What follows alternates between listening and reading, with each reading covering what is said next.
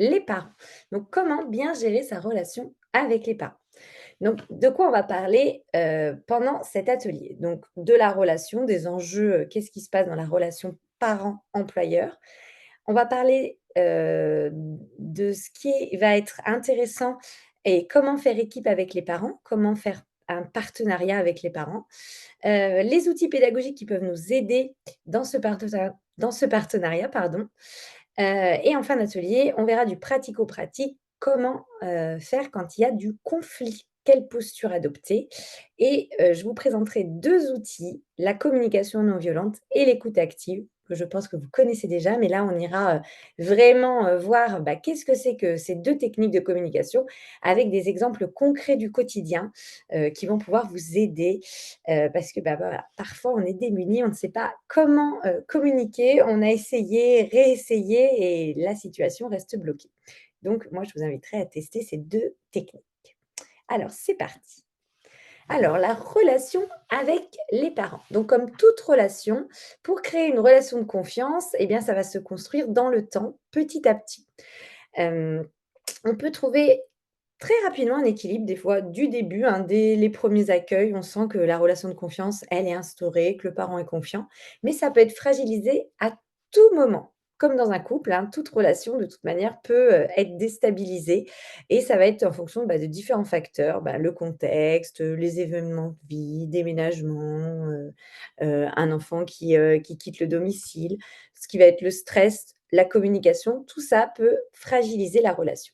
Et du coup, c'est à nous, les professionnels de la petite enfance, de venir rééquilibrer ce lien, cette relation de confiance.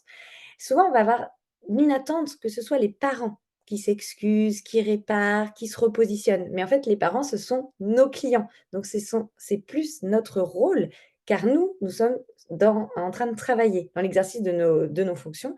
Donc, c'est à nous de garder une distance et un professionnalisme. Et ça, on va le voir pendant l'atelier, comment arriver à rester dans une posture pro. Et pour cela, pour avoir, cette bonne relation de confiance qui, voilà, perdure et même s'il y a des petits déséquilibres, que voilà, qu'on retrouve l'équilibre, ça va être de bien connaître, les besoins et les attentes de chacun, de vous évidemment présenter vos attentes, vos valeurs, votre posture et plus vous allez faire ça, plus vous allez créer un environnement sécurisant et épanouissant pour l'enfant. Plus la relation, elle sera sereine et plus l'enfant va se sentir bien à sa place. Donc l'objectif, c'est vraiment qu'on offre une éducation cohérente à l'enfant. Mais pour ça, il faut faire alliance avec les parents et comprendre ce qu'ils vivent. Parce que les parents d'aujourd'hui, enfin les parents d'hier, ne sont pas ceux d'aujourd'hui ni ceux de demain. Donc on va revoir un petit peu ce qui se passe aujourd'hui pour les parents. Parce que plus on va prendre en compte le contexte de la société actuelle, mieux on va accompagner les familles. Donc déjà, aujourd'hui, les parents, ils ne veulent pas forcément reproduire l'éducation qu'ils ont reçue. Il y a quelques années, on refaisait la même éducation. Aujourd'hui, il y a plein de découvertes, en neurosciences notamment, sur le développement de l'enfant, sur, l'immaturité, cérébrale des enfants qui font qu'on ne veut plus proposer la même éducation. On ne veut pas punir, on ne veut pas forcément, bah, laisser l'enfant faire n'importe quoi. Donc il y a des choses qui ne nous conviennent pas dans l'éducation qu'on a reçue et on veut faire différemment. Mais le problème, c'est que quand les parents, se disent: «Bah, je veux faire autrement», et ben ils sont souvent perdus. Donc il y a une perte de repères parce qu'ils ne savent pas comment agir, comment s'adapter, comment prendre conseil auprès de leurs parents parce qu'ils ne veulent pas reproduire la même chose. Donc ce qui se passe, c'est que les parents vont aller rechercher des informations. Donc les parents, bah, aujourd'hui, ils ont vraiment accès, à des conférences, à des livres, à des coachs, hein, comme je suis. Et souvent, bah, en fait, les parents, ils vont se retourner sur, les informations, bah, qu'ils peuvent avoir sous la main, notamment internet, les réseaux sociaux et le problème avec les réseaux sociaux, c'est qu'on va trouver, bah, des réponses à nos questions, mais souvent des choses qui sont assez, biaisées. En fait, les réseaux ne nous montrent pas la réalité, ce qui peut culpabiliser les parents. Des parents qui font déjà, plein de choses qui sont très, très, très, très bien pour leurs parents, mais ils veulent toujours faire plus parce qu'en fait, ça, active la comparaison de regarder sur les réseaux. Donc ce qui se passe, c'est que souvent, bah, les parents, ils sont dans cette culpabilité, ils vont aller chercher, des informations. Alors entre les réseaux, le pédiatre, l'ostéopathe, la crèche et bien, en fait, il peut y avoir des discours qui vont être très, très différents. Donc ils vont recevoir des éléments contradictoires et du coup, ils sont de nouveau perdus et ce qui se passe, c'est que le parent, à ce moment-là, il va, se retourner vers nous. Donc nous, notre rôle de professionnel de la petite enfance, ça va éviter que le parent, il soit davantage perdu et qu'on va devoir s'adapter à son besoin. Qu'est-ce qu'il vit en même temps, en ce moment? Donc adapter notre discours pour éviter de perdre le parent et éviter d'augmenter sa charge mentale et pour cela, on va créer cette relation de confiance avec des outils de communication très concrets. Donc ça, c'est important de l'avoir en tête que les parents d'aujourd'hui, souvent, ne veulent pas reproduire ce qu'ils ont vécu, mais ils ne savent pas exactement quoi faire. Donc la chose à faire, ça va être de faire équipe avec les parents. Donc j'en ai déjà pas mal parlé, mais la relation de confiance, c'est l'essentiel. Donc c'est à créer dès le premier contact. Accueillir les parents, ça paraît anodin, tout simple, quelque chose, bah, voilà, qu'on fait tout le temps, mais c'est important et déjà du premier accueil, on va leur donner, une bonne impression. Donc quand on va les accueillir pour la première fois, c'est important d'anticiper, le bon moment, d'être, disponible, un peu moins fatigués, pour les mettre à l'aise et pour pouvoir aussi répondre à toutes leurs questions. Parce que des parents qui arrivent et qui sont déjà perdus, s'ils ont une professionnelle qui est assez agitée, fatiguée, qui prend pas le temps, et bien ça peut continuer d'augmenter leur charge mentale. Donc vraiment penser à ce premier contact qui peut être essentiel pour, favoriser le lien de confiance. Donc pendant cette 1re rencontre, essayez d'être au maximum vous-même, de pas jouer un jeu, d'être naturel et de s'intéresser à eux, pas que à l'enfant. Parce que souvent, on va poser beaucoup de questions sur l'enfant, mais c'est important aussi de poser des questions aux parents. Comment vous allez? Ah, vous allez reprendre le travail, comment vous êtes avec cette idée? Ah, et vous avez trouvé la maison facilement, vous avez réussi à vous garer? Voilà, de vraiment accueillir le parent, comme un être à part entière et ne pas se dire: «J'accueille la famille, je me concentre que sur l'enfant». En même temps, il faut essayer de ne pas être trop intrusif, ouvrir le dialogue, montrer que vous êtes ouverte à l'échange, mais si vous sentez que c'est des parents qui vont aller trop dans la vie privée, on recentre sur l'enfant. C'est vraiment trouver un savant mélange entre, voilà, je vais prendre soin du lien, vous poser des questions, mais on va rester quand même, centré sur, bah, ce qui nous intéresse le plus, c'est l'éducation de cet enfant. Dans votre posture, il faut garder une relation d'égal à égal. Ça, c'est un vrai enjeu de se dire que les parents ne sont pas vos supérieurs. On va plutôt se considérer comme des partenaires. Donc, on va avancer ensemble dans la même direction, c'est-à-dire l'épanouissement de l'enfant.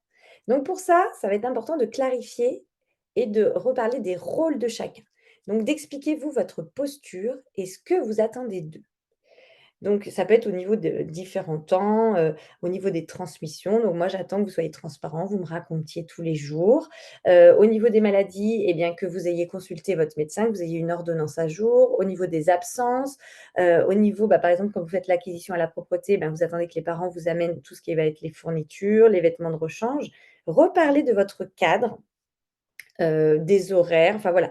Il faut que vous définissiez vraiment les attentes et de clarifier vraiment quel est votre cadre et pour cela, ben, faut vraiment avoir anticipé et réfléchi en amont. Vous pouvez pas accueillir les parents et juste les écouter et se dire: «Bon, on verra dans, la suite de la relation». Non, il faut vraiment que vous, vous posiez les choses du début et pour ça aussi, vous pouvez vous aligner, bah, sur les valeurs, des parents. Et vous dire que en fait, il y a des choses que ce sont les parents qui vont amener à leur enfant et des choses que vous allez faire dans la continuité, mais ce n'est pas votre rôle. Par exemple, je vais prendre l'exemple de la politesse. Ce sont les parents plutôt qui vont apprendre les règles de politesse. Vous allez dire: «Bah oui, vous apprenez la politesse à la maison à vos enfants et moi, en tant que professionnelle de la petite enfance, je vais être dans la continuité. Je vais montrer l'exemple à l'enfant. Quand je vais lui tendre une petite cuillère, dire: «Ah, qu'est-ce qu'on dit? Merci Marie, oui» et je vais m'excuser, quand, bah, voilà, je vais me tromper. Comme ça, l'enfant va imiter. Donc moi, mon rôle, ça va être plus un rôle éducatif. On n'est pas exactement dans la même attente. Le pro, il est là pour que l'enfant apprenne à son rythme. Le parent, il est dans un rôle de transmission et il est responsable de l'éducation. Donc voilà, donc c'est vraiment ajuster ces petites choses. Il faut vous dire que le parent, il a un vrai enjeu sur ses compétences parentales, pardon. Dans ses compétences parentales, il va se dire: «Est-ce que je suis un bon parent?» Le professionnel, lui, ça va être un enjeu plus: «Est-ce que ma posture favorise la sécurité et la relation de confiance avec le parent?» En tant que pro, vous êtes des spécialistes du développement de l'enfant. Vous avez toute la théorie, vous avez toute votre expérience de terrain. Vous avez, ces connaissances et il faut prendre aussi en considération celles du parent. Car le parent, il connaît encore mieux que vous son enfant. En fait, il le connaît par cœur. Le parent, lui, va ressentir instinctivement, émotionnellement, ce que vit l'enfant. Donc c'est vraiment pour vous repositionner qu'on a tous des rôles différents et il y a pas de place hiérarchique. Il y en a pas un qui a plus raison, il y en a pas un qui sait mieux.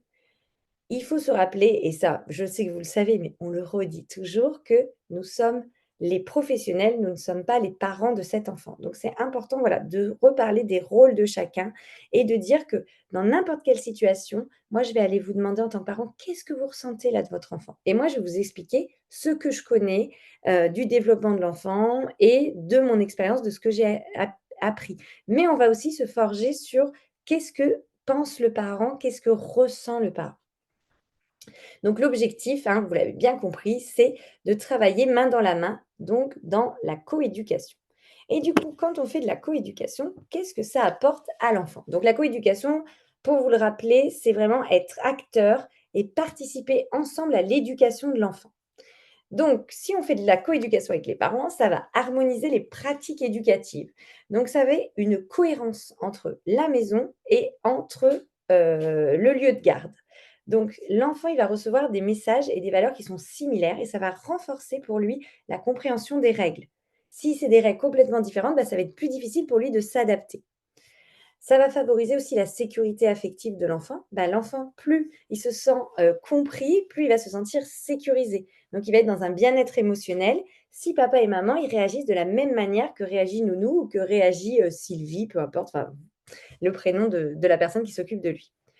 Vous allez pouvoir partager des connaissances et des compétences. Donc ça, c'est ce que je vous disais juste avant. Les parents, ils connaissent intimement l'enfant, les enjeux de chaque instant, ils connaissent son histoire, ils savent ce qui s'est passé depuis sa naissance. Et vous, les pros, vous avez l'expertise de l'accompagnement des enfants. Donc ce partage, ça va enrichir les approches. Il y en a une qui va être experte et il y en a un autre qui va connaître toute l'histoire. Donc ensemble, on saura mieux comment se comporter. Ça va permettre la résolution plus efficace des difficultés. Quand il y a des difficultés, eh bien, en fait, plus on va faire les choses ensemble, plus on va facilement identifier les problèmes. Ça, c'est aussi plus facile quand on travaille en équipe parce qu'en fait, ensemble, on va avoir des observations différentes et on va se rejoindre pour pouvoir aller, vraiment, trouver une solution. On va y répondre en se concertant. Donc ça va faciliter une meilleure prise en charge et une résolution plus rapide des difficultés. Ça va renforcer le lien de confiance. Ben, si on a une relation positive, où on est dans la coéducation, on travaille main dans la main, eh bien, le parent, il se sent soutenu et la professionnelle valorisée parce qu'elle a bien fait son travail. Et ça permet aussi un modèle de collaboration pour l'enfant. Ça, je trouve ça tellement important de le rappeler parce que tous les jours, l'enfant, il va voir, il va observer, son parent et la professionnelle de la petite enfance coopérer. Et bien, l'enfant, c'est comme ça qu'il va intégrer l'importance, de la collaboration, du respect mutuel, des échanges et du coup, ça va lui permettre de développer des bonnes compétences relationnelles et sociales. L'enfant, vous le savez, il apprend par l'imitation. Donc s'il voit tous les jours que la professionnelle, donc on va dire Sylvie, qui s'occupe de lui, parle, prend le temps d'écouter papa, maman et quand papa, maman, ils s'en vont, ils ont un grand sourire, eh bien ça va lui apprendre comment être en relation avec les autres personnes. Donc voilà les atouts d'une coéducation. Alors maintenant, on va parler des attitudes professionnelles face aux parents. Alors déjà, ça va être d'avoir un vocabulaire qui va être adapté. Donc c'est bien d'avoir un vocabulaire qui va être technique, professionnel, mais il faut toujours penser à s'adapter à son interlocuteur. Ne pas avoir un vocabulaire qui va demander trop de réflexion aux parents. Alors par exemple, l'acquisition de la continence maintenant on dit. Donc c'est compréhensible, mais ça demande quand même une petite réflexion à la personne en face de nous. Si le parent, voilà, il sort d'une grosse journée, on va plus parler de propreté. Donc voilà, donc faire attention à, comment on amène les choses, le vocabulaire qu'on va utiliser. Parler d'un ton calme, posé, ne pas hésiter à répéter les informations essentielles, être pédagogue dans sa manière de communiquer. Aussi, penser à sa posture physique et non verbale. Essayez un maximum d'adopter une posture droite, d'ouverture et d'être attentif à l'autre. d'être, ce qu'on va dire en congruence, d'exprimer avec votre corps ce que vous ressentez. Quand vous allez parler aux parents, n'hésitez pas à faire des gestes et bien ça facilite la compréhension et l'attention. Dans, une communication, quand on communique avec quelqu'un, il y a que 7 de, ce qui est dit qui est retenu. Donc le reste, ça va être les attitudes, les postures, les mimiques et le côté émotionnel. Donc pensez bien à votre posture. Si par exemple vous accueillez le parent, vous êtes un peu avachi ou vous êtes pas vraiment disponible, et bien en fait, le message va pas passer de la même manière. Faire preuve d'ouverture d'esprit, donc essayer au maximum d'écouter, de prendre le temps de comprendre le parent, ce qui se passe pour lui. Est-ce qu'il est dans le doute? Est-ce qu'il a des peurs? Est-ce qu'il est dans la comparaison? Et plus on va s'ouvrir et essayer de comprendre comment fonctionne l'autre personne et moins on va être dans le jugement. Donc l'ouverture d'esprit, ça permet d'être dans le non-jugement.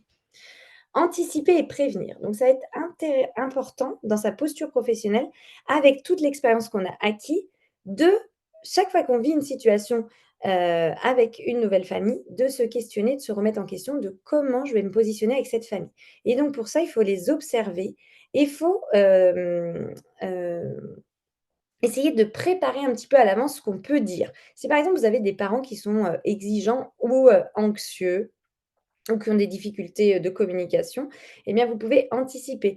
Moi, je pense, par exemple, une année, à ma structure, on a vu beaucoup de morsures et du coup, ça a été un vrai sujet très compliqué. Eh bien, l'année d'après, moi, j'avais proposé en réunion de rentrée de parler, de faire un petit stand sur les relations entre les enfants et l'agressivité et comme ça, d'anticiper toutes les questions sur le sujet et de pouvoir expliquer aux parents que oui, les petits, se mordent, se griffent. Il y a beaucoup d'agressivité, déjà, dans la petite enfance et d'expliquer pourquoi et comment on se positionne face à ça.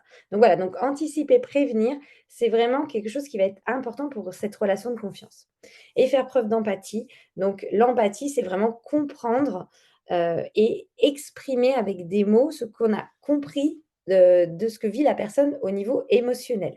Donc ça va être faire preuve, de douceur, donc avec une voix, des mimiques et reformuler ce que le parent vit. Donc si par exemple un parent à l'adaptation, il vous explique, ben voilà, tous ses doutes ou vous sentez toute cette tristesse et bien en fait de l'exprimer, pas juste de dire: «Je comprends», d'aller plus loin. «C'est pas confortable pour vous, vous êtes triste à l'idée de laisser votre enfant, vous avez à cœur de trouver une assistante maternelle qui répondra à vos attentes». Voilà, avec le ton, l'attitude. Donc voilà, donc l'empathie, c'est vraiment, quelque chose qui va être essentiel pour, garantir ce lien de confiance. Ensuite, on va parler des temps de communication indispensables dans la relation. Donc la première chose, c'est la période d'adaptation, que je pense vous avez toutes, eu à faire là au mois de septembre. C'est des gros temps d'adaptation.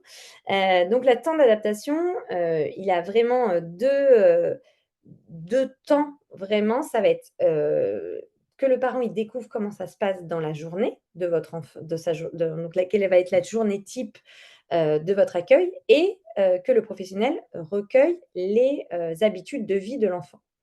Et du coup, c'est vraiment un temps de rencontre où chacun doit trouver sa place.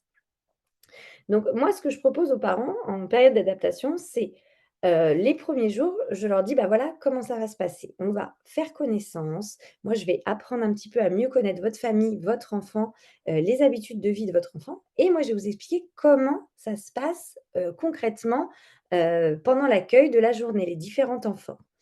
Et souvent, quand on accueille les familles, on va mélanger un peu tout ça. Et moi, ce que je propose pour, quelque chose d'un peu plus, enfin, de ne pas submerger le parent d'informations, c'est de partir, sur une des 2 choses. Donc, est-ce que vous préférez aujourd'hui qu'on parle de votre enfant ou qu'on parle de, l'accueil de la crèche? Et comme ça, on va se centrer sur une des 2 choses et le parent aussi se sent, pris en compte et c'est lui qui choisit par quoi on commence dans la période d'adaptation. Donc ça, voilà, c'est, une petite idée, que moi j'ai mis en place et j'ai trouvé que c'était vraiment intéressant et je trouvais que les parents justement étaient beaucoup plus, disponibles à écouter, par exemple la journée type, parce qu'ils avaient choisi ce jour-là d'écouter la journée type. Ensuite, dans les transmissions quotidiennes, donc c'est essentiel pour favoriser ce climat positif, pour connaître, bah, ce qui se passe pour l'enfant, connaître son rythme, quels sont ses besoins du moment, quels sont les besoins aussi de la famille et donc c'est un moment qui est vraiment à ne pas négliger, qui doit limite ne pas devenir quelque chose d'automatique. Quand je vous dis quelque chose d'automatique, c'est pas, ne pas le faire tous les jours, bien sûr, il faut le faire tous les jours, mais c'est pas: «Bonjour, il a bien dormi? Il a bien mangé?» Ce que je veux dire, c'est de prendre le temps de dire bonjour aux familles. «Comment vous allez? Quoi de neuf ce matin?» Et en fait, de faire des phrases ouvertes, plutôt que juste: «Il a bien mangé? Il a bien dormi?» Moi, j'ai vu beaucoup de professionnels dans des transmissions dites automatiques avec des phrases clés. Pour avoir une bonne relation, c'est on ouvre le dialogue et si le parent est très pressé: «Ah, je vois que vous êtes pressé, donnez-moi l'essentiel». Donc laisser le parent arriver, cheminer et être acteur de la transmission et ça, c'est des choses que vous pouvez dire en amont quand vous accueillez les parents: «Voilà moi comment je fonctionne au niveau des transmissions». Organiser des entretiens. Donc ça va être des petits moments de rencontre, où il y a pas les enfants, où il peut avoir les enfants et vous allez parler de l'accueil, des progrès, des questionnements, du développement de l'enfant. C'est un peu comme des petits bilans, et ça va encourager la parole de chacun parce que vous allez vraiment avoir l'espace et le temps parce que des fois dans les transmissions, bah, vous avez d'autres enfants, donc on n'a pas vraiment le temps, d'aller en profondeur sur des sujets.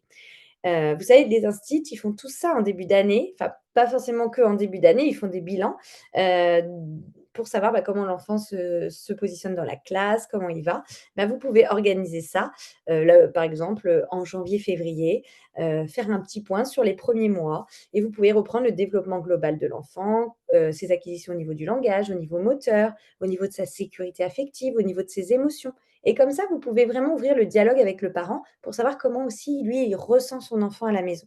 Avec un petit questionnaire, avec des outils, enfin vraiment à vous de le réfléchir. D'ailleurs, n'hésitez pas si dans le chat, vous organisez des petits bilans ou des petits entretiens avec les familles et que vous avez, des outils, si vous voulez les partager, c'est toujours intéressant. Utiliser des techniques de communication, qui vont favoriser, bah, les échanges et une bonne relation. Donc, on va le voir, à la fin de l'atelier sur, la communication non violente, par exemple, et l'écoute active et avoir des outils pédagogiques. Les outils pédagogiques, ça permet d'appuyer vos propos et ça va garantir un bon relationnel. Donc je vais vous présenter différents outils pédagogiques. Donc le projet d'accueil, j'espère que vous en avez tout un maintenant, la plupart des pros, ont leur projet d'accueil. Ça valorise votre travail. Donc dans le projet d'accueil, vous présentez, le lieu dans lequel vous accueillez les enfants, quelles sont vos valeurs, quelle est la façon dont vous travaillez et vous repositionnez aussi dans la relation parent-enfant, quel est, le rôle de chacun. Donc ça permet aux parents de mieux comprendre le quotidien de l'enfant et en plus, hem les parents peuvent le relire dans l'année, donc vous pouvez leur redonner pour vraiment, qu'ils puissent échanger sur les nouveaux sujets qui les préoccupent. Parce qu'en début d'accueil, si vous avez un petit bébé de 3 mois, le parent va pas forcément regarder la diversification alimentaire ou ce que vous faites au niveau, de l'acquisition de la continence. Alors que la deuxième année, ben, peut-être ils seront plus intéressés par ces sujets. Vous pouvez aussi faire des fiches pédagogiques, donc ce sera sur vos valeurs. Ça permet de mettre en valeur vos pratiques pédagogiques. Donc si, par exemple, vous mettez en place, là c'est sur le jeu libre, mais si vous faites la motricité libre, il y a plein de parents qui ne savent pas exactement ce que c'est que la motricité libre. Bon donc vous pouvez expliquer que c'est inspiré de Picler, quel est le matériel que vous utilisez, quel est l'intérêt pour l'enfant, comment vous vous positionnez dans la motricité libre. Donc ça donne une explication, les intérêts et quand les parents, ils ont des questions, donc si par exemple vous êtes sur la motricité libre et qu'un parent assoit son enfant, vous pouvez lui reparler des fiches pédagogiques. Vous vous rappelez en début d'accueil, je vous avais parlé de mes fiches, vous avez un petit classeur, vous les avez affichées et bien vous du coup, vous pouvez les présenter aux parents pour appuyer vos propos. Les fiches d'activité, donc c'est pour présenter les différentes activités, pour montrer aux parents, bah, voilà, qu'elles sont pensées, réfléchies et que c'est pas juste des activités pour occuper l'enfant. Il y a un vrai intérêt pédagogique derrière, chacune des activités que vous, proposez et ça aussi les fiches d'activité, ça peut aider si jamais il y a un parent, qui vous dit: «Oui, mon enfant, j'ai l'impression qu'il a du mal un petit peu donc dans la motricité fine», et bien peut-être à lui proposer: «Bah, dans mes fiches d'activité, j'ai mis plusieurs activités qui peuvent renforcer la motricité libre. Si vous voulez, je vous les montre» et du coup, bah, voilà, ça crée une nouvelle connivence entre vous et le parent. Et la charte de vie, donc c'est un petit peu, comme, un règlement intérieur que vous pouvez, afficher, avec, bah, voilà, qu'est-ce qui se passe, au niveau, du respect de la vie privée, un enfant malade, en cas de retard et vous remettez votre cadre. Et du coup, ça peut être quelque chose que vous faites lire et que vous faites signer par les parents en début d'accueil. Donc tous les outils là que je viens de vous présenter, ils sont dispo dans la Gazouthèque. La Gazouthèque, c'est, une bibliothèque, que vous trouverez, chez Gazouillis. Donc si vous faites, une formation ou, une VAE avec nous, bah, vous pourrez avoir accès à tous ces outils, heu, pour vous aider.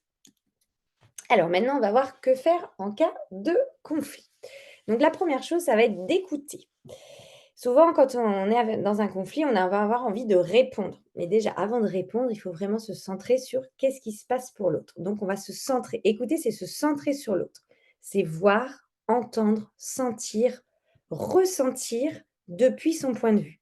Donc, prendre le temps vraiment d'aller se taire. Hein, vraiment, écouter, c'est se taire et prendre le temps de laisser la personne expliquer ce qui se passe pour elle. Essayez au maximum de rester calme, donc de respirer.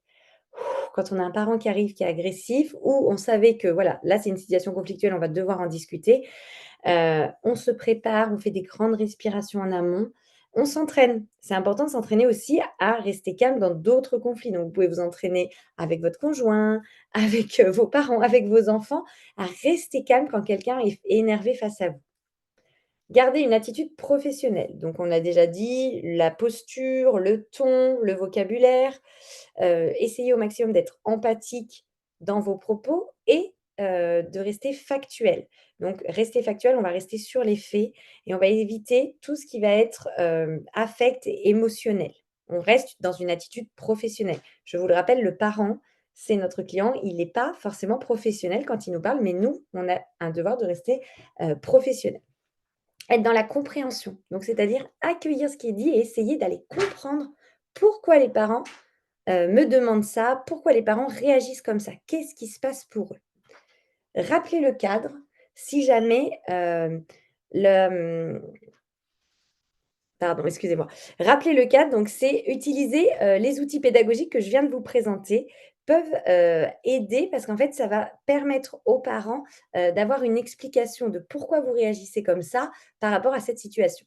Et vraiment, si vous sentez que c'est trop difficile pour les parents, ou pour vous, le mieux, c'est de donner un rendez-vous. Donc de ne pas répondre à chaud, et de revenir au calme. Parce que des fois, on n'est pas disponible parce qu'il y a d'autres enfants, on n'est pas préparé, on n'a pas préparé notre discours en amont. Donc ça va être aussi bien de quand on prend rendez-vous, de préparer ce qu'on va pouvoir dire aux parents. Alors, vous pouvez utiliser la communication non violente. Donc c'est une approche constructive, c'est une méthode qui va être basée sur l'expression des besoins et des sentiments. On va éviter dans cette technique de dire le «tu qui tue». Bon alors là, en l'occurrence, on vous voit les parents, donc ça on va éviter, de les attaquer en disant: «Vous n'avez pas répondu, vous avez fait ci, vous avez fait ça». Parce qu'en fait, notre interlocuteur, quand on va l'attaquer, enfin quand on va lui dire «vous», il se sent attaqué, jugé et du coup, souvent, bah, la personne va réagir avec du stress, donc il va nous attaquer, fuir, ou se figer, ne pas savoir comment réagir.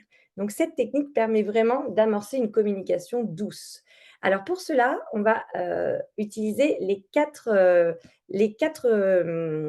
étapes, pardon, de la communication non violente. Donc la première chose, c'est l'observation. Donc on va décrire objectivement une situation sans la juger, et sans, la critiquer. Ensuite, les sentiments. Vous allez exprimer ce que vous ressentez face à cette situation, les besoins. Exprimer le besoin que vous avez derrière ce sentiment et la demande, c'est formuler une demande concrète. Donc je vais vous montrer des exemples. Un parent qui arrive en retard. Donc ça, c'est vraiment un sujet qui arrive très régulièrement. Donc au lieu d'accueillir le parent en disant: «Vous êtes en retard», plutôt dans l'observation. «J'ai remarqué que cette semaine, vous êtes venu chercher votre enfant 15 minutes après l'heure convenue». Donc on reste, vous voyez, très factuel. Dans le sentiment, cela me stresse, car je dois gérer d'autres obligations après. Donc après, les sentiments, vous pouvez cela me fait douter, cela. Donc on vous enverra tous les sentiments, tous les besoins répertoriés pour vous aider à avoir plus de vocabulaire à ce moment-là. J'ai besoin de respecter mon emploi du temps pour gérer correctement ma journée. Et je vais vous demander de me prévenir en amont. Ou alors, si vous voulez, si le parent vous avait déjà prévenu, je vais vous demander qu'on revoie ensemble le contrat d'accueil. Vous voyez, les étapes permettent de faire passer le message, mais de manière plus douce. Un autre exemple, c'est un parent qui va critiquer votre approche éducative. Par exemple, j'ai entendu que vous étiez inquiet par rapport à ma façon de gérer le conflit avec les enfants. Cela me fait douter, cela me met mal à l'aise. Donc voilà, ne pas hésiter à vraiment aller montrer ce qui se passe en vous. Comme je vous disais tout à l'heure, d'être en congruence, donc d'exprimer vraiment ce qu'on ressent. De toute manière, le parent va le sentir dans votre posture. Et le besoin, je veux vraiment m'assurer que cela convienne à tout le monde. Moi, je veux qu'on travaille dans la collaboration, vous pouvez même redire dans la coéducation. Et ma demande, c'est: expliquez-moi ce que vous attendez exactement. Comme ça, on va aller comprendre quelles sont les attentes du parent.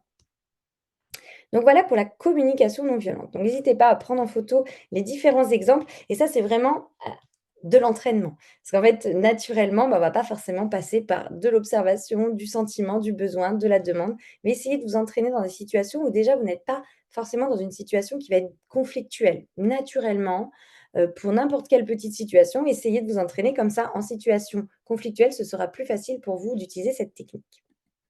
Et ensuite, on va parler de l'écoute active. Donc l'écoute active, elle se fait en 3 étapes. La première, ça va être de se montrer, disponible aux parents.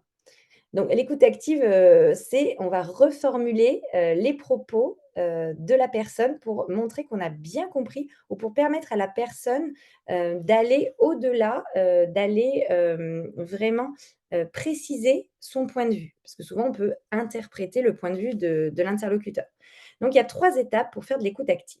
La première, ça va être de se centrer et d'être disponible pour le parent, dans son corps, dans sa tête, dans sa communication. Donc on est en écoute, on est ancré. Donc dans sa posture physique, ça va être très important d'être ancré, d'être présent pour l'interlocuteur. Et on va se centrer sur le vécu du parent et non sur les faits. Donc qu'est-ce qui se passe pour le parent? Moi, c'est vraiment ce que je vais faire quand je suis en coaching avec le parent, c'est d'aller voir qu'est-ce qu'il y a dans sa tête, qu'est-ce qui se passe dans son corps et qu'est-ce qui se passe au niveau de son cœur, de ses émotions. Donc que se dit-il? Que fait-il et que ressent-il? Donc à vous aussi d'aller questionner, le parent sur ça. Qu'est-ce que vous vous dites à propos de ce sujet? Qu'est-ce que vous ressentez? Donc ça va être aussi si vous sentez que c'est un parent qui est très émotionnel, vous allez pouvoir lui demander: «Qu'est-ce que vous ressentez?» Si c'est quelqu'un qui est beaucoup plus dans sa tête, qu'est-ce que vous vous dites? Qu'est-ce que vous avez imaginé? Et ensuite, on reformule et on reformule uniquement. On ne fait pas d'interprétation de la reformulation. Donc la reformulation, on peut faire différents styles de reformulation avec amplification, donc c'est qu'on va amplifier l'émotion, du mot à mot, donc on fait écho, on fait une synthèse de l'idée principale avec des synonymes parce que si on fait comme un perroquet, ben, la personne ne va pas forcément se sentir écoutée et on peut faire aussi une reformulation interrogative pour voir si on a bien compris, de dire à la fin: «C'est bien cela ce que vous voulez dire?» Donc, je vais vous montrer 2 exemples concrets, d'écoute active que vous pouvez vivre, au quotidien. Donc, un parent qui arrive et qui dit: «Je ne comprends pas, mon fils en ce moment est tellement agité. Il n'écoute plus et il fait des crises pour un rien. J'ai l'impression qu'il n'est pas à l'aise chez vous et qu'il se passe quelque chose». La professionnelle peut avoir tendance à tout de suite surréagir. Là, c'est vraiment reformuler ce que la maman a dit. «Je comprends que vous soyez préoccupé. Vous me dites que ces derniers jours, votre fils est agité à la maison. Vous demandez si quelque chose se passe ici. C'est bien cela?» Donc là, on a vraiment cette petite phrase pour vérifier. «C'est bien cela que vous voulez dire?» Du coup, on laisse le parent, bien sûr, dire bah oui ou non, hein, et préciser si c'est autre chose. Et du coup, après, d'aller exprimer ce que la personne ressent. Ça doit être vraiment difficile pour vous de gérer cela à la maison, surtout si c'est un comportement nouveau. Et après, on va aller questionner et analyser. Avez-vous remarqué si cela se produit à un moment particulier de la journée, s'il y a un déclencheur spécifique? Et parler de vous, votre posture. Ici, voilà ce que j'ai observé, hem et je vais m'assurer et je peux m'assurer qu'on trouve à quoi pour ce qui pourrait l'aider pour être plus serein. Donc vous montrez aussi que vous êtes dans cette coopération et vous voulez, vous montrez que vous écoutez le parent et vous voulez faire en sorte, de que l'enfant se sente bien et que la situation évolue. Un autre exemple d'écoute active, un enfant qui ne mange pas. Donc j'ai remarqué que mon fils, m'a dit qu'il n'a pas mangé beaucoup chez vous ces derniers temps. Je m'inquiète qu'il ne mange pas assez ou qu'il refuse certains plats. Donc pareil, là on pourrait s'offusquer en disant: «Non, non, il mange correctement». On a une tendance à répondre comme ça. Là, dans l'écoute active, c'est: «Si je comprends bien, vous avez remarqué que votre fils ne mange pas assez. C'est bien ça? Je comprends votre inquiétude, c'est normal de s'en faire pour son enfant, surtout quand il s'agit de l'alimentation». Et effectivement, même en tant que pro, vous êtes sûrement maman, et bien si votre enfant ne mange pas à la cantine, eh bien vous allez être inquiète. Donc voilà, replacez-vous aussi, c'est ça, faire preuve vraiment d'empathie, à la place du parent. Même s'il y a une inquiétude et que peut-être on peut sentir une accusation, c'est derrière qu'est-ce que vit ce parent? Il s'inquiète juste pour l'alimentation. Donc on va reformuler et on va lui montrer qu'on banalise et on comprend cette inquiétude. Et après, on va aller questionner et analyser, essayer de trouver une solution ensemble. Pouvez-vous me dire si cela se produit souvent et ça concerne quel type d'aliment? De mon côté, je vais observer à ce sujet ce qui s'est passé, comment il a mangé et je vais noter peut-être hem, plus les s'il a pris 2 ou 3 cuillères, combien de temps il a mangé. Donc voilà, de montrer que vous êtes dans la coopération également. Alors, comment on fait pour prendre du recul pour analyser? Donc déjà, on va beaucoup observer le parent dans son vocabulaire, dans ses attitudes et on va explorer sa carte du monde. Donc c'est son cadre de référence. Comment le parent se représente la réalité? On a tous une façon différente de voir la réalité en fonction de ce qu'on a vécu et en fonction des croyances, qu'on a élaborées sur la vie, sur les relations qu'on a. Et ensuite, on va se questionner, donc on va émettre des hypothèses. Qu'est-ce qui se passe du coup pour ce parent, pour cet enfant? Est-ce qu'il y a un problème dans le contexte familial? Est-ce que c'est de l'insécurité? Est-ce que c'est des parents qui sont dans l'hypervigilance? Est-ce que c'est un problème dans le développement? Est-ce que c'est une atypie? Est-ce que, enfin voilà, plein d'hypothèses différentes, que vous allez, peut-être, exposer aux parents en fonction du niveau de communication que vous avez avec le parent. Et ensuite partir dans l'analyse, quelles vont être les attentes et les besoins de cette famille? Donc ce qui peut aider, ça va être de proposer les outils. Donc vous repositionnez avec les outils pédagogiques que je vous ai présentés tout à l'heure, d'écouter le parent, de prendre le recul et faire en fonction de ce que vous avez senti de lui. Si c'est quelqu'un d'émotionnel, de faire de l'empathie. Si c'est quelqu'un qui est beaucoup dans sa tête, de lui donner des informations. Si c'est quelqu'un qui est beaucoup dans l'action, de lui proposer peut-être des petits outils à tester. «Ah bah, moi, je propose ça comme activité», comme je vous l'ai dit, d'ouvrir votre fichier d'activité pédagogique et peut-être de dire: «Bah, peut-être proposer ça, ça va lui permettre de se recentrer le soir». Voilà, donc comme ça, vous allez pouvoir répondre vraiment aux attentes. Faire attention à ce qui peut freiner aussi, parce que les parents, souvent, ils ont besoin d'écoute, de coopération. Donc si on va donner des conseils, imposer, être dans le jugement, ça ne va pas aider. Donc vraiment, ne pas hésiter à dire aux parents de quoi vous avez besoin et de répondre vraiment aux besoins, que le parent va formuler. Et si vous êtes en difficulté, pour analyser, n'hésitez pas à vous rapprocher de collègues. Donc d'aller en parler quand vous faites les analyses de pratique. Si malheureusement vous n'êtes pas en analyse des pratiques, de vous retourner vers votre RPE ou simplement parler avec d'autres collègues, qui, partagent, les mêmes préoccupations que vous ou d'en parler à la PMI, à votre puéricultrice. Et si malheureusement, bah, le conflit perdure, n'hésitez pas du coup à vous rapprocher du RPE ou de la PMI et se questionner sur la continuité ou non du contrat. C'est OK d'arrêter un contrat. Des fois, bah, ça nous fait vivre un échec, on a des difficultés à l'accepter, mais en fait, c'est important de prendre conscience de ses propres limites, des limites de l'accueil, parce qu'on ne peut pas accueillir et convenir à chaque parent et des besoins des familles. Il y a des familles qui vont être très exigeants et qui vont avoir des besoins, particuliers, vous n'allez pas forcément répondre. Donc la fin d'un contrat peut vraiment se passer dans l'entente et le calme lorsque le constat est que l'accueil actuel ne correspond plus aux besoins des 2 parties.